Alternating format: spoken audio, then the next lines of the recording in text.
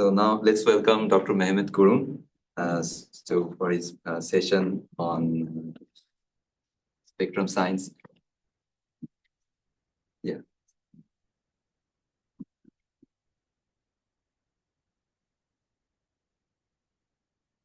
All right, thank you so much.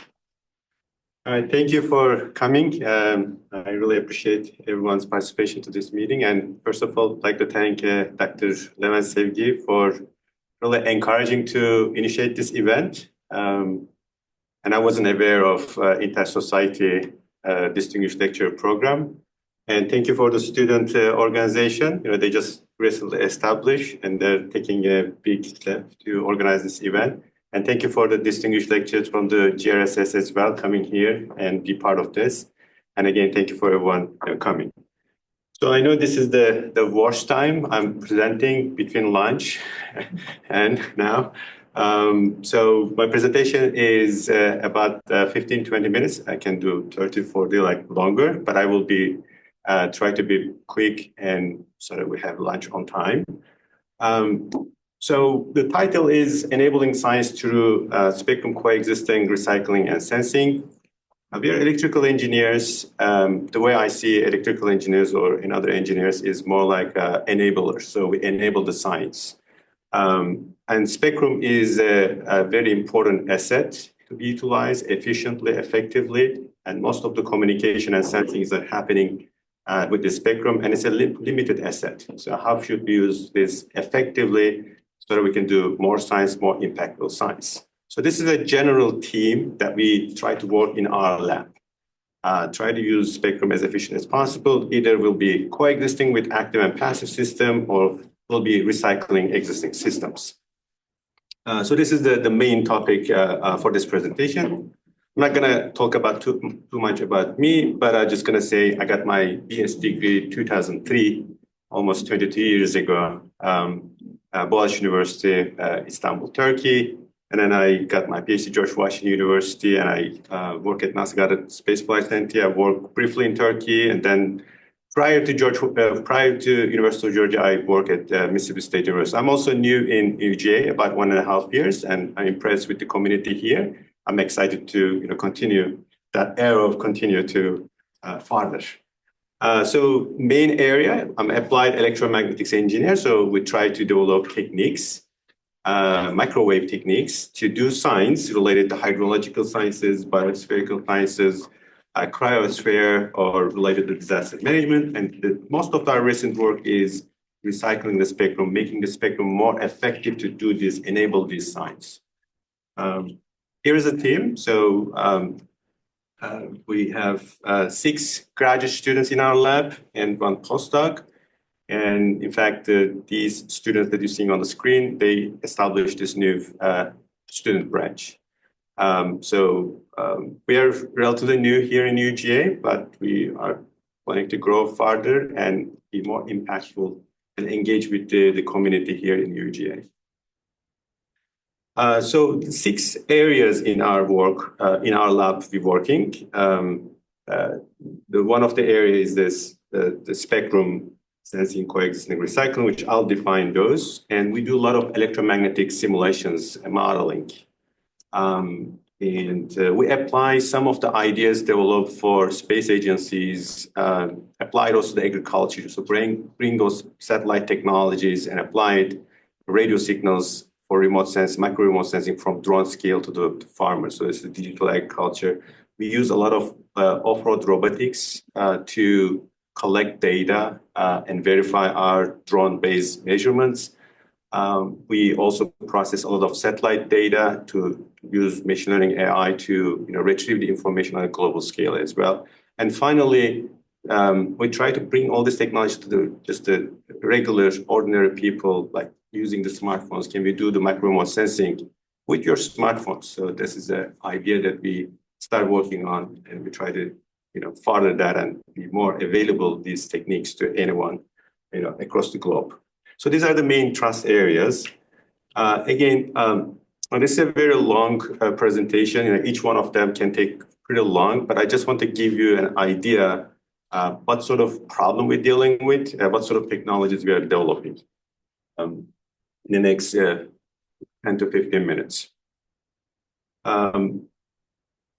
Let me start. So first, spectrum coexistence, recycling, and sensing. So here is the electromagnetic spectrum. I just want to say, when you think about the remote sensing, you can think about the sensing the Earth's surface. You can think about the sensing the atmosphere. So most of the research we do in our lab, we focus on the land, particularly not the atmosphere. For that one, there is this radio window. So if you have a satellite operating in that particular frequency range, your signal can go through the atmosphere, reach the Earth's surface, and you can sense the Earth's surface. But when you look at that radio window, these are the spectrum allocated for different applications. It looks very crowded and it's expensive too, and some of them are allocated for Department of Defense, some of them for communication, and some of them are allocated for science, radio astronomy, Earth exploration, or meteorological sciences. But they're staying next to each other. So, these yellow areas allocated for science, but just next to that, maybe there's a communication is happening or something else is happening. So how do we really preserve science? Like, how do we still do science? And we know the demand for spectrum is increasing because of this. The communication and,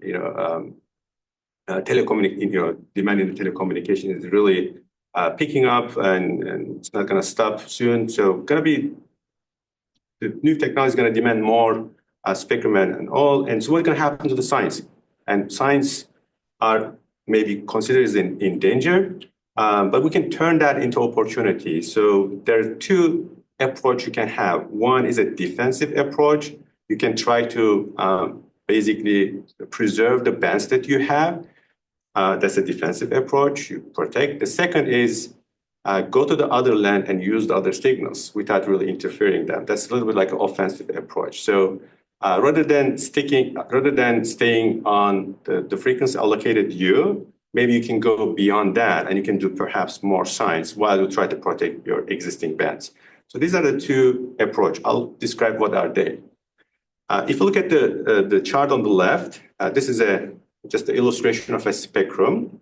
What you're seeing is this is the power spectral length, this is the frequency range. So these illustrations, like the triangles, the shapes that you're seeing, is the active bands used for something. And in between, there are bands not used. So they're empty. These are called white spaces. And this is just the one instant. When you look at the spectrum in time and space, it may look like that. So this frequency might be, there's a chirp, maybe that frequency is increasing over time or maybe decreasing. So you will see that there are signals that exist and there are empty spaces exist as well. So there are two options. One option is some of those existing signals might be useful for remote sensing. For example, this chart is showing that. Let's just say you have satellites transmitting the signal that are bouncing from the Earth's surface, and your drone is receiving that signal. That's called the reflectivity. Second option is like these, the N1, N2, N3, N4. Those are the white spaces. There's no activities that are going on. These are basically, you can use passive micro remote sensing. You can measure the brightness temperature, which is really the emissivity. When we look at the reflectivity and emissivity, they are basically based on the Kirchhoff law. They're related. 1 minus reflectivity is emissivity. So if you measure reflectivity, you can find the emissivity. If you measure the emissivity, you can get the reflectivity. So the idea that we're trying to develop is we try to optimize whatever the signal exists and convert that into reflectivity. If there is no activities that are going on, turn those into microwave passive remote sensing, and then combine, and then you can have the remote sensing with less constraints. This is the general idea. And another point that I want to make, we talk here the microwave signals. When you think about the microwave signals, it's like your microwave oven in your kitchen. The water is the essential element of what you're sensing in the microwave region. And that water could be in liquid, in solid, or gas. But the microwave is particularly useful for sensing the water. The chart you're seeing on the right is the reflectivity from a water surface as a function of angle for four different polarization. And for different soil moisture condition, and this is the black one is the water condition, just the water itself. And when you look at it, there's a very huge dynamic range with dry soil and wet soil and the water. When you look at all this together, it's very large range. So the reflectivity is very sensitive to water. In fact, this is the chart is the main reason that we have soil moisture active passive satellite mission, which is about $1 billion mission because of this sensitivity. And when you look at the water, how do we track the water? So there are different scales. You can have very large scales. If you try to understand the global water cycle, you don't need to know like water every 1 meter. You might, like the SMAP mission is giving you like 40 kilometer one value, but when you think about the globe, it's many pixels. Or on the other end, like your smartphones, those are not that as quality, as expensive as the satellite, but has a chip, microwave chips inside, which can be used in remote sensing, but can give you much high resolution solution on a limited area. So this shows you sort of like the scale. So in our lab, we try to use all scales. So we're looking at the satellite scale to do smartphone scale for different applications. Just going to define what the signals opportunity a little bit, like what the spectrum recycling is. Think about it. You have a transmitter. That transmitter, in this example, is a communication geostationary transmitter, which is illuminating the Earth's surface. And some of those signals are going to be backscattered, and some of the signals will be reflected, depending on what is on the surface. Imagine, so you put your receiver on a drone or on a satellite, you can receive the signal directly coming to your drone and the signal reflected from the surface as well. With some intelligent processing, you can basically measure the reflectivity using this. But the advantage over here is you use the existing infrastructure satellites, which you don't pay, you only build a small receiver system. So some of the terminologies on the right that I put, signals opportunity, GNSS, reflectometry, interferometry, and transmissometry. So there are different variations of this idea, different configurations to recycle the frequency, and different frequencies as well.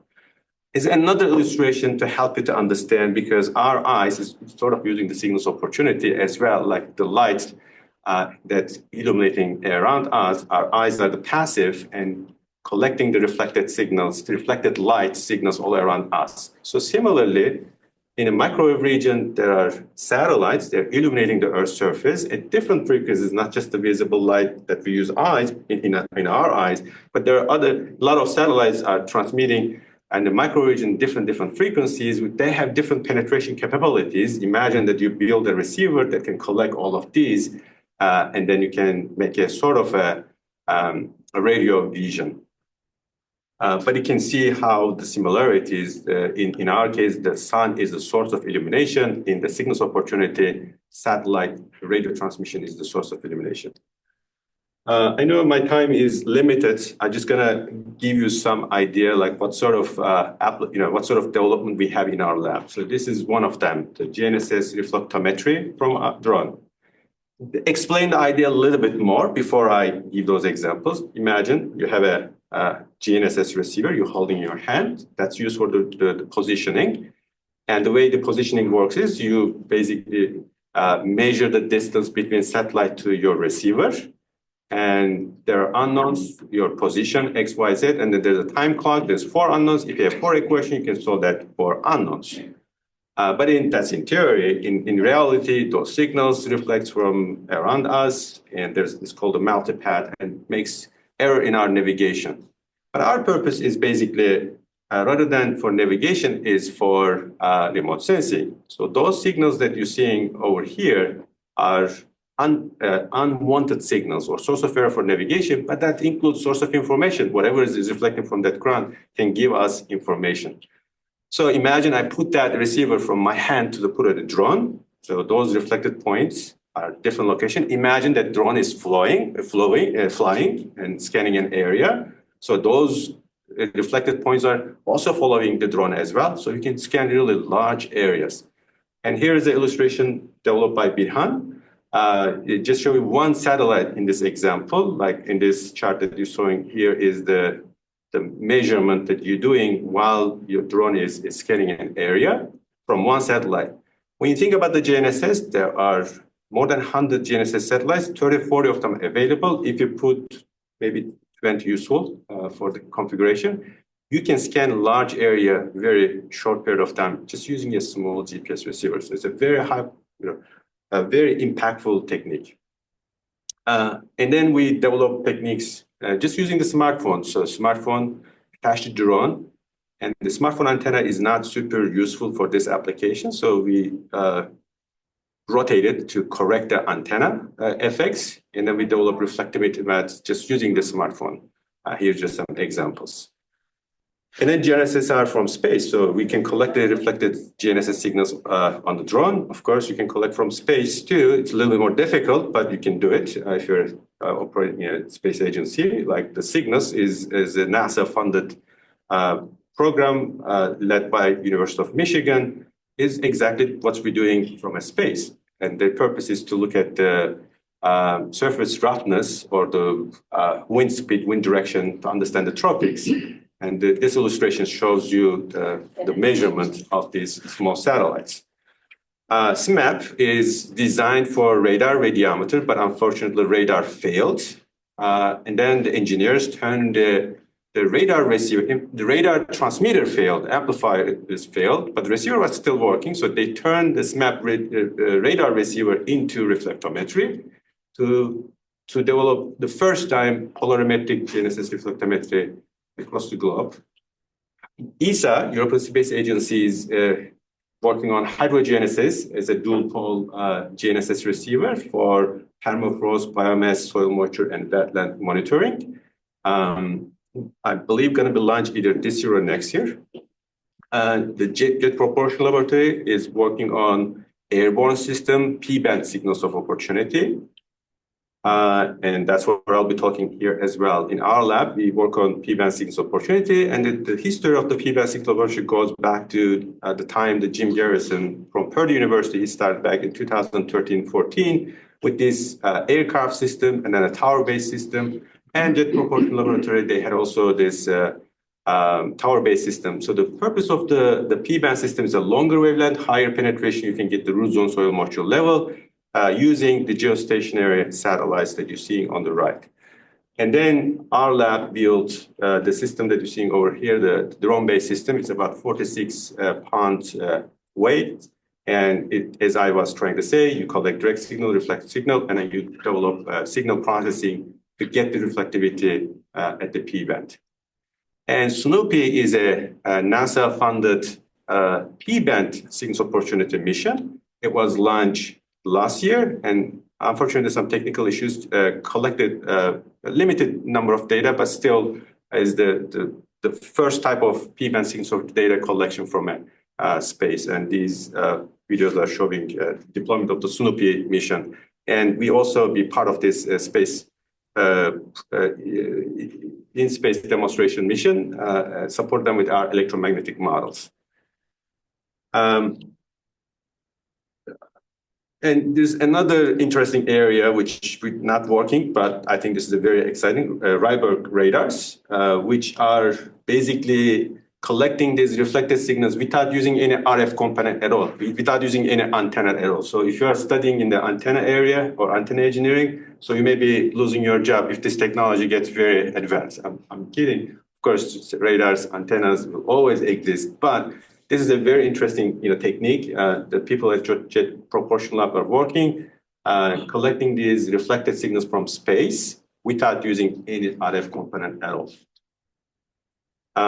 Another area that our lab is focusing on is GNSS transmissometry. So GNSS reflectometry measures the reflectivity, GNSS transmissometry measures the transmissivity. The idea is similar to reflectometry. You have a reference station, and then you have an actual station that is under the canopy or in a station on a tripod or station or in a moving robot. And by taking the ratio, you get the amount of vegetation, which again, remember what I said in the beginning, the water is the key. So the change in the water in the trees is sensible with this GNSS signal going through the forest if you collect them. Here is an example.